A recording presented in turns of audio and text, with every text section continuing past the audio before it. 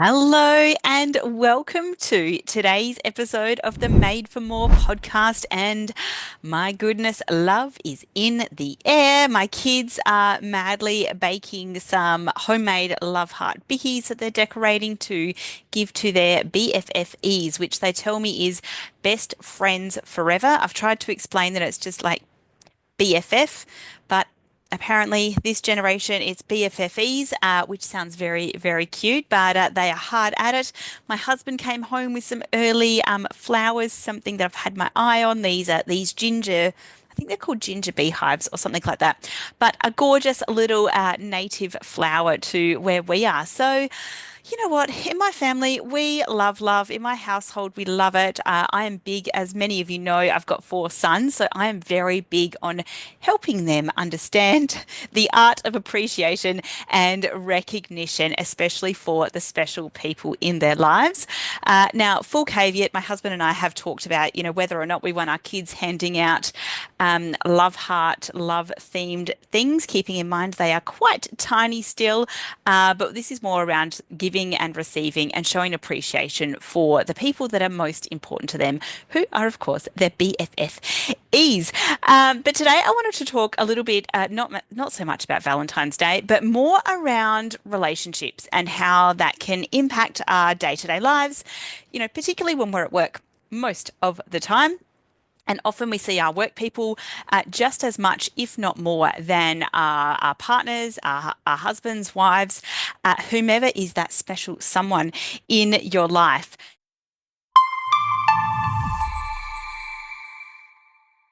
Now, some of you may or may not have heard of Gary Chapman's leader. No, it's not Gary Chapman's Love Languages. So he wrote a book. It's a New York Times bestseller. It's had something like, I don't know, a big gazillion. Copies have been sold around the world. It's been translated into multiple languages. But essentially, it was like, what is your significant other's love language? Things like words of affirmation, quality time, physical touch, acts of service. And I always forget the fifth one because it's not high up on my list. If you know what it is, let me know. But there are five.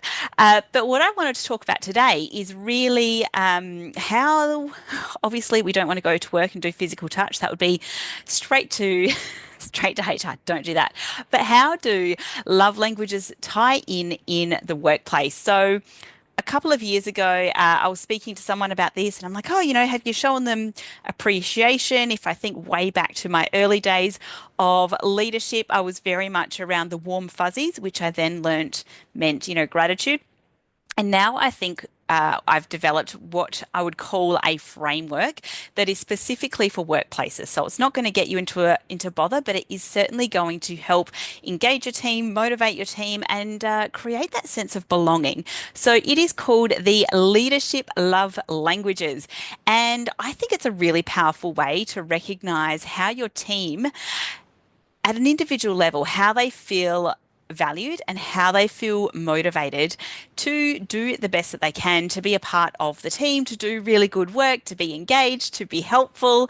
And just like in personal relationships, different people have different preferences for how they like to be recognized at work. Most of you would be familiar that, some people like to be recognized in public, while some people like to be recognized very quietly. But I think it's more than that. I think there's more than just like, whether you want a ticker tape parade or whether you'd like a quiet pat on the back. But if you are a leader and you are looking to foster that deeper engagement within your team, that stronger team culture and a higher retention rate and an understanding of how your team members prefer to be appreciated, I think the leadership love languages are key. So, number one is feedback and mentorship. So, some of your team members will thrive on the direct, the meaningful feedback, and they feel most appreciated when their efforts are noticed. And they feel most valued through mentorship. So that helps them to grow, to develop. And instead of using things like generic language of praises of, hey, great job, which, is easy, but not very meaningful, let's get really specific. So for those people who have feedback and mentorship, as one of their leadership love languages, the way that you can say that is, I love how you structured that report. It made it so easy to follow. I love your presentation. It was so clear and engaging. You've really improved in this area. Or perhaps you could say something along the lines of, I see the effort you're putting in and it's making a real difference. So if you've got someone who is constantly asking, hey, how did I do? Was that any good? The chances are that their feedback style, their feedback love language is really all around feedback and mentorship. So keeping that in mind for those particular individuals. Number two is workplace bonding. So for some people, nothing beats quality time and feeling connected to their teams. These people are the people who light up when it comes to team lunches, morning coffee catch-ups, off-site events. If you've got someone in your team who is always the initiator of, let's go grab a coffee, uh, organize the morning tea, and they are the people that organize the morning tea, workplace bonding is likely their love language. So when it comes to workplace bonding, people, how we can show that appreciation, how we can demonstrate that is to schedule regular one-on-one check-ins that aren't just about work, but about them.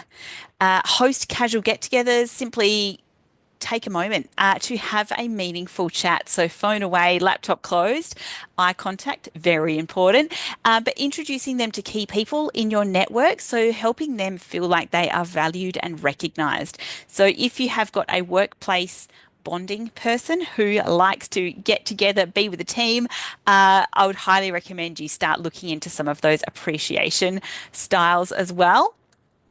Number three, so these people are all about new opportunities and challenges. So some team members thrive when given stretch goals and new challenges. These people, they crave growth, they crave career progression and exciting projects. They're often the ones asking for additional responsibilities or seeking professional development opportunities. So they are very easy to spot. They're also, highly driven and probably quite high achieving as a result of this as well. And how we can show them appreciation is by offering them, high visibility projects, or perhaps a leadership role in a new initiative, or send them an article or a book or a conference link that relates to their career goals that they've talked about with you, inviting them to take on new challenges and supporting them through it. And if you have a team member who is always looking for what's next, giving them opportunities is the best way to show your appreciation for them from a leadership love languages perspective. Number four is all around support and encouragement rather. So especially in today's fast-paced work environment, many people simply want to feel seen and heard and supported. We're in an environment that is faster than it has ever been before. They don't necessarily need a promotion or public recognition. However, sometimes they just need to know that you care. So if you have got someone who thrives on support and encouragement, you can show them appreciation by checking in with genuine curiosity about how they are doing beyond their workload. So this is a conversation outside of how they're tracking. You can show your appreciation by role modeling vulnerability. If you are having a tough week, let them know that they're not alone. And the other one is really around encouraging mental health breaks and flexible working options if and when they need that as well.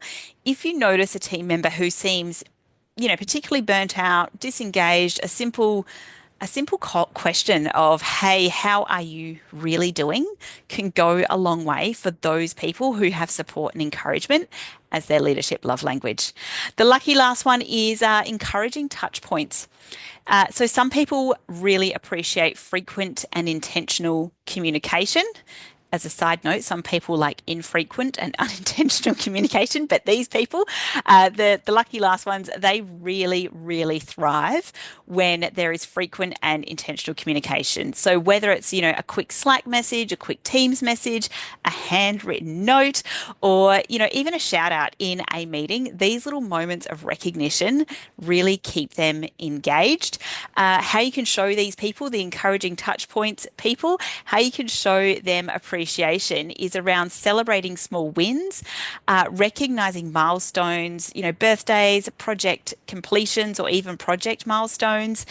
We really want to tailor your communication to them. So some of them will prefer emails and others prefer a phone call. If you're familiar with my work on the different communication styles and the birds, the eagle, the peacock, the dove, and the owl, this will play into that as well.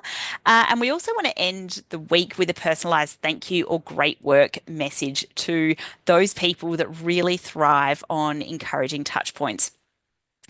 So for those people, a well-timed check-in can really make all the difference for them.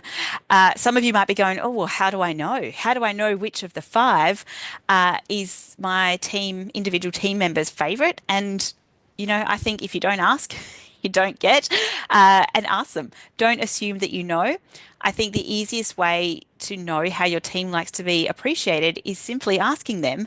And you could, include it in your next team meeting that's happening, something along the lines of, if you could pick one thing that makes you feel valued at work, what would it be? Or another option is, out of these five leadership love languages, which one do you think resonates with you the most? And you know what? You might actually be surprised by the answers, but I think it'll really help you navigate how to really engage your team. So I think creating a culture of appreciation is, it's nice. Of course, it's nice, but it isn't just nice. I think it's quite strategic. And employees, staff who feel valued, they are more engaged. They're more productive. They're more likely to stay. They're happier. They're probably going to tell their friends they're happier, and they are going to work better as a team. So whilst it's love day this week, Valentine's Day this week, take a moment just to really lead with heart, because the strongest teams aren't just built on skills, they're built on connection and appreciation. I would love to hear how you are going to use the leadership love languages with your team. Feel free to drop me a DM, send me an email. If you'd like more information on this, check out my socials. That's where it is all hanging out. Happy Love Day. Happy Love Week. Bye for now.